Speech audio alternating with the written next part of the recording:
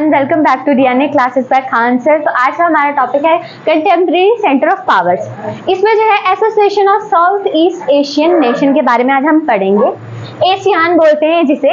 Asian was establish in 1957 में जो है एशियान जो है वो एस्टैब्लिश हुआ था। इसमें 5 कंट्रीज थी जिसका नाम था इंडोनेशिया, मलेशिया एंड फिलिप्स और सिंगापुर और थाईलैंड। ये सब कंट्रीज थी। इन्होंने साइन किया था, एक एग्रीमेंट साइन किया था। आगे पढ़ेंगे हम। The object of Asian world primary to accelerate economic growth and through the social progress culture development के लिए इन्होंने जो है कुछ ऑब्जेक्टिव एशियन ने जो है वो प्राइमरी एक्सेलरेट किए थे। किसके लिए? इकोनॉमिक ग्रोथ और सोशली प्रोग्रेस और कल्चरल डेवलपमेंट के लिए। क्या हुआ था? कॉलोनियलिज्म क्या होता है? कॉलोनियलिज्म होता है जिसमें जो है, जैसे इंडिया के ऊपर किसने राज किया था? यूनाइटेड किंगडम ने इंडिया के ऊपर राज किया था, जिसको हम बोलेंगे कॉलोनियलिज्म। जो कंट्री कर रही है उसके ऊपर कॉलोनियलिज्म, उससे बोलेंगे कॉलोनियल पावर, और जिसके ऊपर हो रही है उसको बोलेंगे कॉलोनी। नेक्स्ट आ जाता है Asian country have celebrated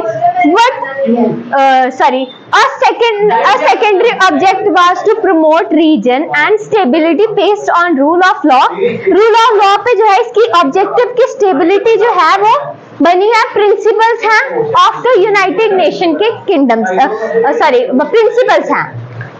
Asian country has celebrated what has known as Asian way. अब एशियन जो है, एशियन कंट्री जो 5 हैं, इंडोनेशिया, मलेशिया, सिंगापुर, थाईलैंड, ये सब कंट्रीज है।